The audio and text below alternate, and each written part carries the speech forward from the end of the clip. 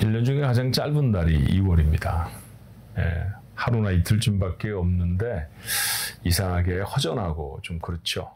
그렇게 우리는 하나님이 우리에게 주신 2월이라는 시간을 오늘 맺습니다. 2월 28일 매일 예배. 이 마지막 날도 하나님을 의지하는 마음으로 우리 예배하며 하나님 앞에 나아갑니다. 기도할까요? 아버지, 모든 일에 시작이 있으면 끝이 있죠. 2월을 시작했던 1일이 있었으면 2월을 맺음하는 28일도 있습니다. 인생을 시작하게 하신 날도 있었을 것이고 우리의 인생을 끝마치게 하시는 날도 그러므로 당연히 있을 것입니다. 우리는 그 마지막 시간에 섰을 때 자랑스럽고 부끄럽지 않은 인생이 되고 싶습니다. 하나님이 보내시기를 참 잘했다, 그렇게 말씀하시는 시간, 하나님이 보내주신 세상 참 잘 살아냈다, 그렇게 생각할 수 있는 시간, 그런 인생이 오늘 살아가는 하루가 또 하루를 더해서 그곳에 다시 하루를 더해져서 그렇게 1년이 되고 10년이 되고 몇십 년이라는 우리 인생의 시간으로 우리에게 남을 것입니다. 그 시간을 살아내는 하루입니다. 오늘도 그 하루, 의미 있는 하루가 되도록 하나님의 말씀으로 시작하오니 축복하옵소서. 예수님의 이름으로 기도하옵나이다. 아멘.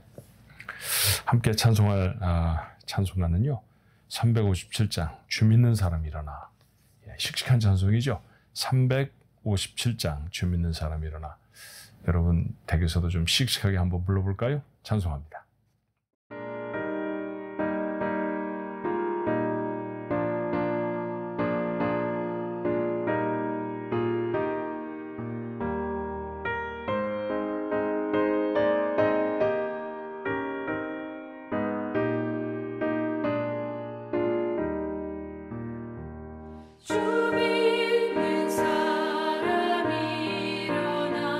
다 힘을 얻어요.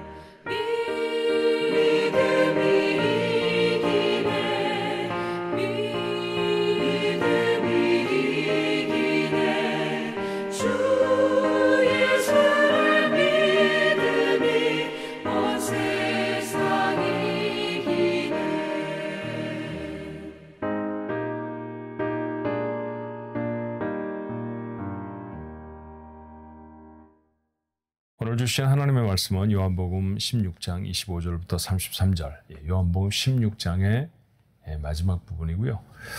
13장 정도에서부터 시작되어졌던 예수님의 고별 메시지, 제자들에게 세상을 떠나며 주셨던 마지막 레슨들, 그 말의 맺음이 오늘 본문의 말씀입니다.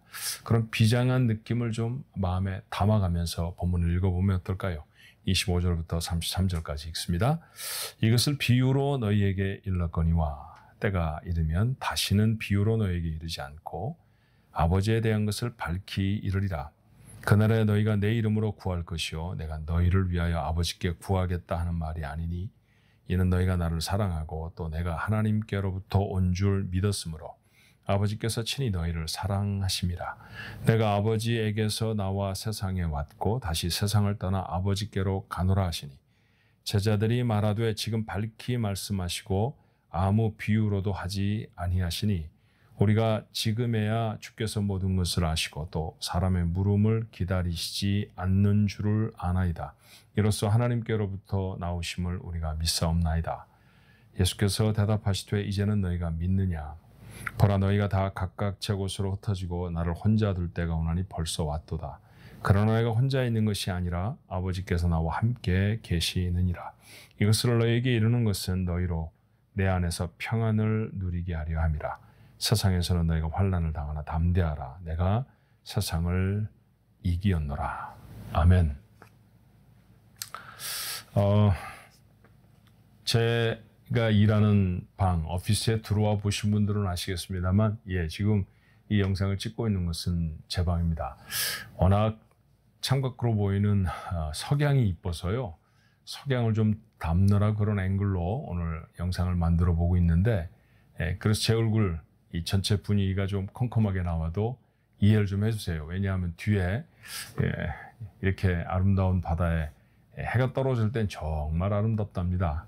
여러분이 보이실 수 있게 됐으면 좋겠는데 한쪽편으로 창문으로 보이는 석양을 좀 보시면서 함께 말씀을 나누실 수 있으면 좋겠습니다. 자, 먼저 25절에 이것을 비유로 너에게 일렀거니와 때가 되면 다시 비유로 너에게 이르지 않고 아버지에 대한 것을 밝히 이르리라. 복음서에도 공관복음서에도 공관복음이라는 것은 마태, 마가, 누가 이 세 가지 복음서를 공관복음이라고 하고요. 요한복음은 따로 제4복음서 혹은 요한복음이라고 말해요. 앞에 있는 세 개의 복음서와 다른 사건을 기록하는 건 아니지만 문체나 기록하고 있는 방향이나 이런 것들이 조금 차이가 있어서 공관복음에는 담지 않고 별도의 복음서라고 그렇게 표현을 합니다. 근데 그 공관복음서에도 우리말 번역으로는 비유라고 되어져 있는 단어들이 많이 나와요. 예를 들면 씨 뿌리는 비유, 여러분 그거 기억하시죠? 밭에 나가서 농부가 씨를 뿌렸는데 그 어떤 씨는 새가 와서 먹어버렸고 어떤 씨는 또 뭐 사람이 다니는 길가에 부러져서 밟혀져서 싹이 나지 못하고 뭐 이런 비유들의 말씀 말입니다. 그런 게 비유의 말씀이죠.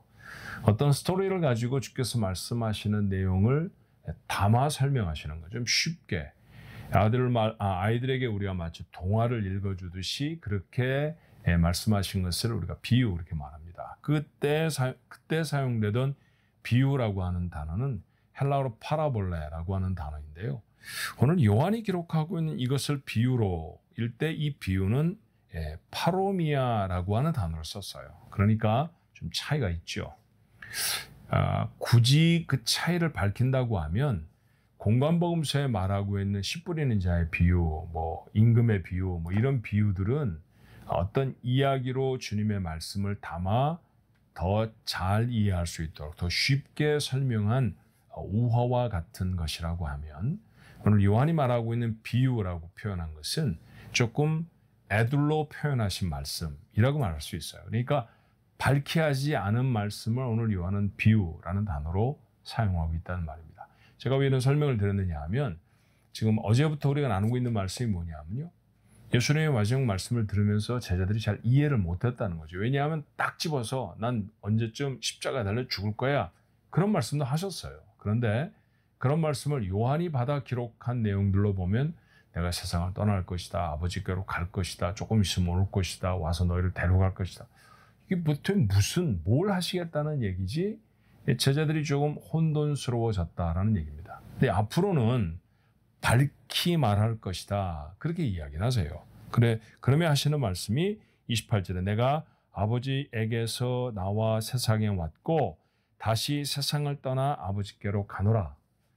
세상을 떠난다라는 말을 한자로 말한다고 하면 떠나다 또는 헤어지다라는 별자를 쓰고요. 세상할 때 세자를 써서 별세 그렇게 말하는데 보통 한국 문화권에서 별세는 죽음을 가리키죠. 그러니까 돌아가시겠다라는 말씀을 했습니다. 자, 조금 밝히 들었던 것 같아요. 그러니까 애둘러 하시는 말씀이 아니라 보다도 선명하게 예수님의 말씀을 이해하게 됐다는 것 같습니다. 29절의 말씀에 제자들이 말하도 지금은 밝히 말씀하시고 아무 비유로도 하지 않으셨다. 그러니까 알아들을 수 있는 말씀을 하셨다라는 얘기죠. 그러고 나서 믿음을 고백해요. 제가 이제 예수님을 믿습니다. 근데 예수님의 반응이 좀 시큰둥하신 것 같아요. 31절에 예수께서 대답하시되 이제는 너희가 믿느냐. 이 말씀을 영어 성경의 여러 역본들은 좀 다르게 번역을 했는데요. 어떤 성경은 마침내 너희가 나를 믿는구나. 이렇게 번역한 부분도 그 성경도 있지만 대부분의 성경은 아직도 너희들의 믿음은 좀 부족해 라고 하는 말씀으로 번역을 합니다. 저도 그렇게 읽어지거든요. 왜냐하면 이어지는 말씀들이 뭐냐 하면 32절, 33절에 예수님이 해를 당하시는 내용이고요. 저희가 주님을 믿습니다 그랬던 사람들이라고 하면 예수님이 체포를 당하실 때 그 자리에 있었던 제자들이 도망가서는 안 되잖아요. 그렇죠? 모두 다 뿔뿔이 흩어져서 예수님의 십자가 밑에는 오늘 이 요한복음을 기록한 요한 외에는 어떤 제자도 나타나지 않습니다. 그리고 부활하셔서 예수님이 찾아가셨을 때 문을 꼭꼭 다 걸어 잠그고 집 안에들 있었잖아요. 자, 그런 내용들을 우리는 다른 복음서를 통해서 이미 알고 있는데 그처럼 제자들이 뿔뿔이 다 흩어져서 예수님을 버릴 것이다라고 하는 말씀을 주님이 전하고 계시는 거예요. 그러니까 그들의 믿음은 아직 부족합니다. 요한이 기록한 순서들로 보면 예수님의 첫 번째 이적이 요한복음 2장에 있는 물로 포도주를 만드시는 사건이었죠. 물로 포도주를 만드신 사건 정말 놀랄만한 사건이었어요. 그죠? 근데 그 사건이 끝나고 난 다음에 제자들이 어떻게 했다고 요한이 기록합니까? 그것을 보고 제자들이 믿더라 이랬습니다. 그때 그 첫 번째 이적을 보고 예수님을 믿었습니다. 그 다음에 또 다른 사건이 일어났을 때 또 예수님을 믿었고요. 예수님이 하시는 말씀을 들으며 또 예수님을 믿었습니다. 지금까지 이렇게 믿어온 거죠. 그렇게 믿음이 시작되어졌고 그들이 믿어왔지만 그러나 아직도 저들은 믿음이 더 성숙되고 성장해야 합니다. 십자가 앞에서 마지막처럼 보이는 그 어려운 상황을 믿음으로 이겨내야 하고요. 그들이 성령으로 충만해진 이후에도 나아가 복음을 증거하는 사명자들로 살 때 무수히 당해야 하는 박해들 앞에서 그들은 여전히 믿음을 지켜야 합니다. 자, 이렇게 믿음이 저들에겐 계속 자라가야 한다는 것이죠. 오늘 저는 이 본문의 말씀을 통해서 여러분과 나누고 싶은 얘기가 바로 그거예요. 믿음은 자라가야 한다는 것입니다. 믿음은 날마다 자라가야 하는 것이죠. 어느 때 한번 딱 받고 그 믿음으로 살아가는 게 아니에요. 그런데 저는 목사 아닙니까? 임상적으로 성도들의 믿음의 생활들을 살펴보면 믿음이 자라는 거 아니라 도리어 믿음이 퇴보되고 있는 것 같이 느껴질 때가 참 많습니다. 종종 이런 표현 듣거든요. 제가 오래전 처녀 때요. 어떤 집회에 가서 은혜를 크게 받았어요. 그런데 요즘은 제가 하나님 앞에 그렇게 나아가지를 못하는 것 같습니다. 이게 무슨 표현입니까? 옛날에는 정말 뜨겁게 믿었는데 점점 그 믿음이 식어져서 지금은 자기가 생각할 때도 좀 부족한 믿음이었다. 그런 얘기죠. 중고등학교 시절에 수련회 같은 거 가셨던 기억이 있죠. 그때 우리는 참 열악한 환경 속에서 그렇게 기도원에서 혹은 산골짜기 나무 밑에서 기도들을 하곤 했답니다. 여러분 중학생, 고등학생이면 나이가 그렇게 많지 않잖아요. 불과 15, 16, 17 이랬을 시절에 얼마나 간절히 목이 쉬도록 외치고 부르짖는지 몰라요. 그런 간절한 기도가 50살, 60살, 70살이 되고 지금도 살아있는 사람이 그렇게 많지 않습니다. 그럼 뭐냐 하면 그 어렸을 때보다도 믿음이 훨씬 더 연약해졌다라고 하는 표현일 수도 있죠. 물론 겉으로 나타나는 표현이 뜨겁게 기도하고 힘있게 소리를 높여서 기도하는 것은 믿음의 큰 모습이고 그 다음에 그렇게 기도하지 않는 건 믿음이 작다, 이렇게만 표현할 것은 아닙니다만, 그냥 시간이 지나가면서 우리의 믿음이 정말 깊이 있어져서 평안하고 안정된 모습이 되는가 하면 그렇지 않은 경우도 많이 있다는 것이죠. 자, 하루를 살아가면서 우리가 해야 할 일이 참 많아요. 그렇죠? 사람을 만나기도 해야 되고 돈을 벌기도 해야 되고 우리에게 맡겨진 어떤 일들을 해결하기도 해야 되죠. 그런데 여러분, 이거 하나 잊지 말자는 얘기죠. 오늘 하루를 살아가면서도 우리가 정말 신경을 쓰고 정말 이루었으면 간절한 바람을 가져야 하는 건 뭐냐면 자라나는 믿음을 갖는 거예요. 어제 믿음보다는 오늘 믿음이 좀 나아야죠. 내일 믿음은 오늘보다 더 깊이 있고 품위 있는, 품격 있는 그런 믿음이 되어야 한다는 것입니다. 그 믿음을 우리가 하나님 앞에 보이는 삶을 살아가야 하는 것이죠. 하나님을 굳게 믿고 의지하는 것입니다. 어떻게 하면 그런 믿음을 가질 수 있을까요? 자, 마지막 말씀은 우리에게 참 비장한 말씀이에요. 자, 예수님은 아까 말씀드렸던 것처럼 당신의 고별 메시지 전체를 무엇으로 마치십니까? 33절을 다시 읽으면 이렇잖아요. 이것을 너희에게 이르는 것은 너희로 내 안에서 평안을 누리게 하려 함이라. 세상에서는 너희가 환난을 당하나 담대하라. 내가 세상을 이겨노라. 예수님이 십자가에 달려 돌아가시며 죽으실 때 모두 다 떠나버릴 것을 아십니다. 자기를 버리고 도망가야 할 것을 도망갈 제자들을 아시는 주님이 그 도망갈 제자들을 향해 평안을 빌고 계세요. 어쩌면 참 마음에 큰 울림이 있는 그런 말씀 아닌가 싶어요. 당신을 버릴 사람들을 향해 주님은 평안을 약속하십니다. 그러니까 이 얘기는 첫 번째로 의미가 축복이죠. 그들이 주님을 버릴지라도 주님은 다시 그들을 찾아가십니다. 그렇죠. 아시는 것처럼 갈릴리 호숫가로 다시 예수님 찾아가셔서 다시 그물질을 하고 있는 베드로를 만나시고 그를 다시 북돋으셔서 교회 일꾼으로 세워내시는 장면이 요한복음의 맨 마지막 내용 아닙니까? 예수님은 그렇게 하실 것입니다. 비록 우리가 때로 주님을 배반하고 우리가 믿음의 삶을 살아가지 못할 때도 주님은 우리를 포기하지 않으신다는 거죠. 그러니까 평안해라. 근데 이것은 뒤집어 보면 명령이기도 해요. 축복의 말씀이 아니라 명령으로 읽게 되는 까닭은 뭐냐면 너희로 내 안에서 평안을 누리게 하려 함이라. 주님은 우리에게 다시 말씀하십니다. 내 안에 있어라. 내 안에 있어야 평안하다. 내 안에 있어야 믿음이 자란다. 내 안에 있어야 믿음이 성숙되어진다. 그렇죠? 오늘을 살아가며 우리의 믿음이 하나님 앞에 성숙되어질 수 있으려고 하면 주님 안에 있어야 합니다. 여러분은 주님 안에 계십니까? 2월을 마치고 오늘은 3월을 맞을 것입니다. 그런 다짐을 한번 해볼까요? 3월에는 2월보다 더 깊이 있는 믿음으로 살아가리라. 어떻게 해요? 주님께 더 깊이 있으면 되죠. 기도를 통해 주님께 더 깊이 있게 있을 수도 있고요. 어떤 사명을 받아서 그 사명을 감당함으로 주님께 더 깊이 있게 나아갈 수도 있고요.